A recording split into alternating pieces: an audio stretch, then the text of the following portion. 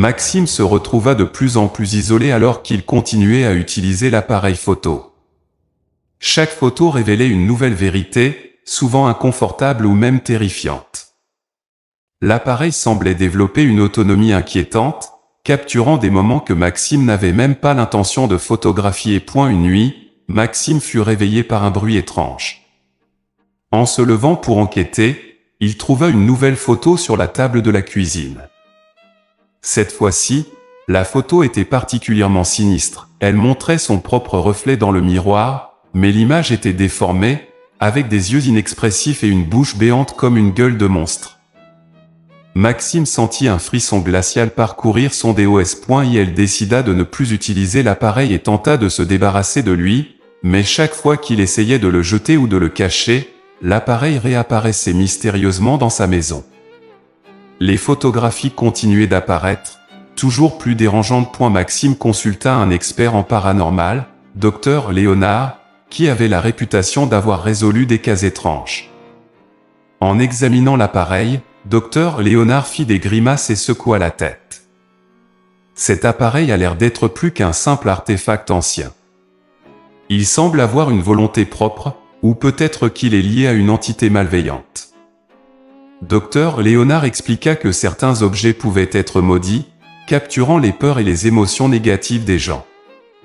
Selon lui, l'appareil photo de Maxime avait été conçu pour exposer les vérités les plus profondes et les plus sombres de ces sujets, les transformant en un outil de terreur psychologique. En continuant à explorer le mystère, Maxime découvrit que l'appareil avait été fabriqué à l'époque victorienne par un photographe obsédé par la capture de la vérité pure.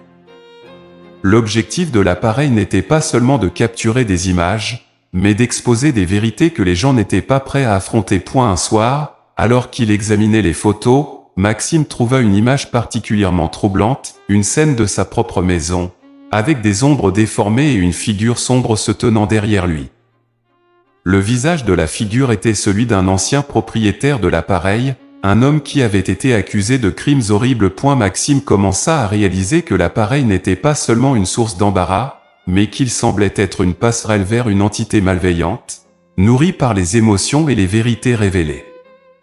La terreur grandissait, et chaque photo devenait une menace de plus en plus directe. Ses amis et sa famille commencèrent à se méfier de lui, percevant ses actions comme des signes de folie. Les interactions humoristiques et les plaisanteries qui avaient autrefois marqué ses relations se transformèrent en disputes et en conflits. Maxime se retrouva en conflit avec tout le monde autour de lui, alors que l'appareil continuait à nourrir un sentiment de paranoïa. Finalement, Maxime décida de faire appel à une médium, Madame Elisabeth, pour tenter de comprendre et de mettre fin à la malédiction de l'appareil. Madame Elisabeth révéla que l'entité derrière l'appareil se nourrissait des vérités et des secrets des gens, utilisant l'appareil pour semer la discorde et la peur. Selon elle, la seule manière de briser la malédiction était de confronter l'entité et de libérer les vérités qui avaient été capturées. Avec l'aide de Madame Elisabeth, Maxime entreprit un rituel pour tenter de détruire l'appareil et libérer l'entité. Le rituel impliquait de brûler les photos accumulées et de faire face aux vérités les plus profondes que l'appareil avait révélées. Le rituel fut intense et épuisant. Maxime confronta ses propres peurs et les vérités douloureuses qu'il avait ignorées. Alors que les photos brûlaient, il sentit une libération, comme si un poids énorme avait été levé de ses épaules. Le rituel de Madame Elisabeth se poursuivit, et Maxime sentit peu à peu un poids s'alléger alors que les photos brûlaient dans le feu crépitant. Chaque image consumée semblait libérer une partie de la pression qu'il avait ressentie. Maxime affronta ses propres peurs, ses secrets honteux, et même ses moments les plus embarrassants avec une détermination nouvelle. Lorsque le dernier cliché fut réduit en cendres, l'air sembla se clarifier. L'appareil photo, maintenant dépourvu de son aura sinistre, se transforma en un simple artefact ancien. Maxime se sentit enfin soulagé, bien qu'épuisé. Mais le lendemain, alors qu'il tentait de reprendre une vie normale, Maxime reçut une surprise inattendue. En ouvrant sa boîte aux lettres, il trouva une lettre adressée à lui avec un timbre bizarre, un clown rigolard en train de jongler avec des têtes de citrouille. Il ouvrit la lettre, la curiosité piquée. Et la lettre était signée par un ancien propriétaire de l'appareil et disait « Félicitations, Maxime. Vous avez survécu à la malédiction de l'appareil photo. Vous êtes maintenant l'heureux propriétaire d'un appareil photo tout à fait normal, enfin, presque. Pour célébrer votre courage, voici un petit cadeau de ma part, un album de photos d'une fête d'Halloween qui s'est terminée en beauté. Avec un mélange de curiosité et d'appréhension, Maxime ouvrit l'album. À sa grande surprise, les photos étaient pleines de moments hilarants d'une fête où les invités se moquaient joyeusement les uns des autres avec des costumes ridicules. Le meilleur de tout, c'était que chaque photo capturait des moments où les gens se prenaient en selfie avec des accessoires absurdes, des grimaces et des déguisements totalement farfelus. Le clown et les citrouilles sur le timbre semblaient maintenant tout à fait appropriés. Riant aux éclats, Maxime comprit que l'appareil avait été utilisé pour une dernière farce avant d'être retiré du marché. L'entité malveillante avait disparu, remplacée par un photographe amateur qui avait décidé de rendre les choses plus légères en fin de compte. Ce fut une révélation rafraîchissante et plutôt comique. L'appareil avait en réalité été un instrument de divertissement à l'ancienne, utilisant la peur et le ridicule pour rappeler que même dans les moments les plus sombres, il y a toujours de la place pour un bon rire. Maxime se retrouva à partager les photos de la fête avec ses amis et sa famille, transformant les moments embarrassants en souvenirs drôles et agréables. Ses relations se réparèrent, et les interactions humoristiques reprirent, apportant un sens de légèreté et de plaisir. Et la dernière scène montrait Maxime, entouré de ses amis, tous déguisés en personnages absurdes pour une fête d'Halloween. Ils riaient ensemble en examinant les photos, en se remémorant les moments hilarants de leur passé récent. Maxime lança un toast, remerciant l'appareil photo pour avoir finalement révélé une vérité surprenante. Parfois, il suffit d'un peu d'humour pour chasser les ombres les plus profondes. Ainsi se termina l'aventure de Maxime avec l'appareil photo maudit. Il avait survécu à la terreur, et maintenant, il riait des moments de peur qu'il avait vécus, transformant les souvenirs sombres en une célébration joyeuse de la vie et de la camaraderie. Maxime était un homme ordinaire, menant une vie tranquille dans la petite ville de Montargis. Un vendredi après-midi brumeux, alors qu'il rentrait chez lui après une journée de travail, il trouva une boîte étrange devant sa porte. La boîte était simple, en carton brun, mais le nom écrit dessus en lettres dorées l'intrigua. « À Maxime, un cadeau pour toi ». Il décida de l'ouvrir avec une curiosité grandissante. À l'intérieur, se trouvait un vieil appareil photo, bien que celui-ci ait un air un peu sinistre avec ses ornements poussiéreux et ses lentilles légèrement fissurées. Une note était également glissée dans la boîte: « Utilise-moi avec précaution, et souviens-toi, chaque photo révèle une vérité. » Maxime haussa les épaules et décida de tester le mystérieux appareil. Il pointa l'objectif vers le miroir dans son salon et appuya sur le bouton de l'obturateur. Un flash éblouissant remplit la pièce, et il entendit un bruit étrange de clic. En regardant la photo imprimée qui sortit de l'appareil, il fut surpris par ce qu'il vit, une image de lui-même, mais avec un chapeau de clown et une moustache ridicule. Il se demanda si quelqu'un essayait de lui faire une blague. « C'est sûrement un tour de mes collègues », pensa-t-il en se mettant à rire. Mais le rire de Maxime fut de courte durée. À mesure qu'il utilisait l'appareil photo, les images devenaient de plus en plus embarrassantes. Il captura une photo de son voisin en train de danser seul avec une perruque en forme de licorne.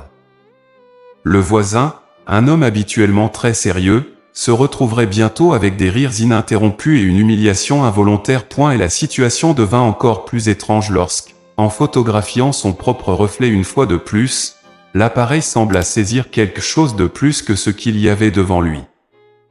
La photo révéla une étrange silhouette derrière lui, un visage déformé par la terreur. Maxime frissonna et secoua la tête en se disant qu'il devait être fatigué. En se rendant à la cuisine pour se faire un café, il trouva une autre photo imprimée sur la table. Cette fois, c'était une image de son propre arrière-plan, mais les objets semblaient déplacés, et une ombre sombre se tenait près du réfrigérateur. « Je dois vraiment me reposer », pensa-t-il en essayant d'ignorer la peur croissante qui s'installait en lui. Maxime décida de ranger l'appareil photo dans un tiroir et de l'oublier pour l'instant. Mais il ne pouvait pas se débarrasser de la sensation étrange et du malaise qui l'accompagnait. À mesure qu'il essayait de dormir cette nuit-là, il fut interrompu par des bruits étranges venant du tiroir où l'appareil était rangé. La curiosité l'emporta, et il se leva pour vérifier. Lorsque Maxime ouvrit le tiroir, il trouva l'appareil photo, mais cette fois-ci, les lentilles étaient illuminées d'un éclat surnaturel.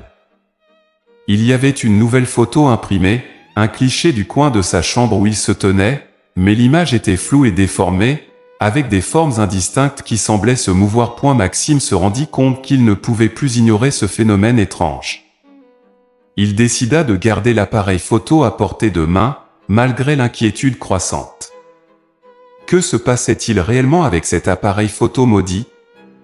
Quelle vérité troublante allait-il encore découvrir? Les jours passèrent et Maxime découvrit bientôt que l'appareil photo avait un effet de plus en plus perturbant sur sa vie quotidienne. Ses amis et ses voisins commencèrent à remarquer les photos embarrassantes qu'il prenait et les réactions humoristiques qu'elles provoquaient. Mais ce qui avait commencé comme une série de blagues innocentes prit rapidement une tournure plus sombre. Un soir, Maxime fut invité à une fête chez son ami Pierre. L'ambiance était détendue, les invités discutaient et riaient, et Maxime décida de sortir l'appareil photo pour capturer les moments de gaieté. Cependant, lorsqu'il prit une photo du groupe en train de danser, il remarqua quelque chose d'étrange dans l'image qui se développa. Une silhouette floue semblait se détacher en arrière-plan, semblant observer les invités avec une intensité inquiétante. Maxime, amusé et légèrement inquiet, montra la photo à Pierre et aux autres invités. Ils trouvèrent la silhouette plutôt comique, la comparant à un personnage de film d'horreur de série B. Les rires fusèrent, et la photo fut affichée sur le mur avec d'autres souvenirs de la soirée. Pourtant, la silhouette restait ancrée dans l'esprit de Maxime. À au fil des jours, Maxime commença à découvrir que les photos ne révélaient pas seulement des moments embarrassants mais aussi des aspects plus profonds et plus sombres de sa propre vie et de celle des gens autour de lui. Les images commençaient à révéler des vérités qu'il préférait ignorer, les peurs secrètes de ses amis, leurs défauts cachés et leurs moments de faiblesse. Un jour, en examinant les photos accumulées, Maxime découvrit une image étrange, un portrait de lui-même, les traits déformés par une expression de terreur pure. Derrière lui, l'arrière-plan semblait déformé et presque surnaturel. Maxime sentit un frisson parcourir son échine. Il décida de creuser davantage et découvrit que chaque photo révélait quelque chose de plus qu'une simple embarrassante, elle exposait une vérité cachée. Et elle retourna à l'endroit où il avait trouvé l'appareil, espérant y trouver des réponses. En fouillant dans les vieilles affaires, il trouva un vieux journal qui appartenait à un précédent propriétaire de l'appareil. Le journal révélait une histoire troublante, l'appareil photo avait appartenu à un photographe obsédé par la capture de vérités cachées. Ces photos avaient fini par révéler des aspects de la nature humaine que personne ne voulait voir, jusqu'à ce qu'ils deviennent fous. Cette révélation transforma le caractère de Maxime. Il était devenu un personnage plus complexe, tourmenté par la connaissance des vérités que l'appareil révélait. Ses interactions avec ses amis et voisins prenaient une tournure différente alors qu'il essayait de comprendre et d'affronter les vérités que l'appareil avait mises en lumière. Maxime décida de montrer les photos à un groupe de psychologues pour essayer de comprendre la nature des révélations qu'il avait capturées. Les discussions furent teintées de scepticisme et de plaisanteries légères, mais il y avait aussi un malaise croissant parmi les professionnels, qui ne pouvaient pas expliquer les phénomènes qu'ils observaient. Alors que les jours passaient, les vérités révélées par l'appareil photo prenaient un poids de plus en plus lourd sur Maxime. Les interactions humoristiques devinrent rares et les moments de légèreté disparurent alors qu'il commençait à réaliser que les révélations de l'appareil n'étaient pas seulement embarrassantes, mais potentiellement dangereuses. Et la tension monta lorsque Maxime découvrit une photo particulièrement troublante, un groupe de personnes, dont lui-même, était photographié en train de se disputer, avec une présence sombre se tenant derrière eux, comme si elle se nourrissait des conflits et des émotions négatives. Avec ces découvertes, Maxime se retrouva à la croisée des chemins. Devait-il détruire l'appareil et mettre fin à ces révélations, ou devait-il continuer à explorer les vérités que l'appareil lui montrait, au risque de s'enfoncer encore plus dans un abîme de terreur et de chaos? Merci d'être resté jusqu'à la fin. Si vous avez aimé cette histoire, n'oubliez pas de laisser un like, et de considérer vous abonner à notre chaîne Aurore Croissant pour plus de vidéos effrayantes et captivantes. Très bientôt, pour de nouvelles aventures, peut-être quelques frissons de plus.